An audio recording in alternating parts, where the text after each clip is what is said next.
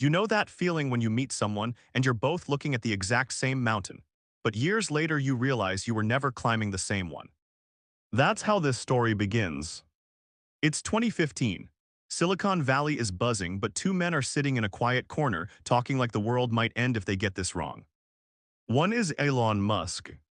He's already the guy who blows up rockets on purpose and sells electric cars to people who swore they'd never buy one.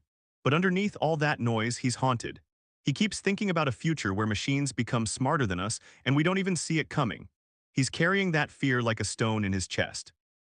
Across from him is Sam Altman, younger, sharper, the quiet force behind Y Combinator who can spot the next big thing before anyone else. He doesn't speak with Elon's fire, but his mind moves like a scalpel. He sees the same danger, and he sees the opportunity. They don't shake hands and become best friends. They bond over dread. They look at Google pouring money into AI, they see labs racing in secret, and they ask the same terrifying question. What if the future of intelligence gets locked inside one company that only cares about profit? So they make a promise to each other. They're going to build something different. They call it OpenAI. A nonprofit, open source, built for humanity, not shareholders, no masters, no hidden agendas, just the best minds working together so that artificial intelligence lifts all of us up instead of handing power to the few. For a little while, it felt magical. Researchers were excited, ideas were flowing. Elon brought the big warnings and the urgency. Sam brought the calm drive to actually make it happen, two very different men rowing the same boat, at least that's how it looked from the outside. But here's where the story turns. Building AI costs a fortune, more than anyone expected. The best researchers were being stolen with insane salaries. Google and others were moving faster. The pure nonprofit dreams started hitting walls. Money got tight, pressure grew. Then Microsoft knocked on the door with billions. And slowly, almost without anyone shouting about it, the soul of the company began to shift. The open became less open. The safety conversations got more complicated. The mission started stretching. Elon felt it happening, he argued, he pushed. He wanted to pull it back to what they had sworn it would be, but the company had already tasted real power, real money, real success. The boat was no longer going in the same direction. In 2018, Elon stepped off.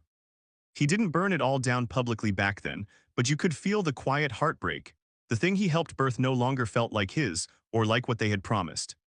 Then came 2022. One ordinary afternoon, ChatGPT appeared. And everything exploded. The whole world went crazy for it. OpenAI went from quiet research lab to the most important company on Earth overnight. Sam became the golden boy of tech. Valuations went through the roof. Microsoft went all in. Elon watched this from the outside, and he saw his nightmare coming true. The company they started to protect humanity was now chasing dominance, closed off, and deeply tied to one of the biggest corporations in history. The silence between them broke. Public jabs, sharp tweets, old friends became public enemies. Elon started his own company, XAI, determined to take a different path. And now, they're in a courtroom, fighting over emails, promises, and who betrayed what. When you really sit with this story, it hurts in a strange way. Not because it's loud drama, but because it's so damn human. Two brilliant, flawed, ambitious men who once shared the same fear now stand on opposite sides, each believing they're the one protecting the future. It makes you wonder, how many beautiful ideas can survive when billions of dollars, global fame, and raw power enter the room? Does the mission change the people, or do the people quietly rewrite the mission? This isn't really about who wins the lawsuit. It's about whether any big, idealistic dream can stay pure once it gets big enough to change the world. So tell me, do you think this was inevitable? Can any mission this enormous survive success?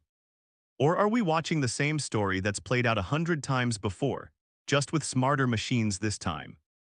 Drop your real thoughts in the comments. And if this kind of story hits you, let me know. There's more where this came from.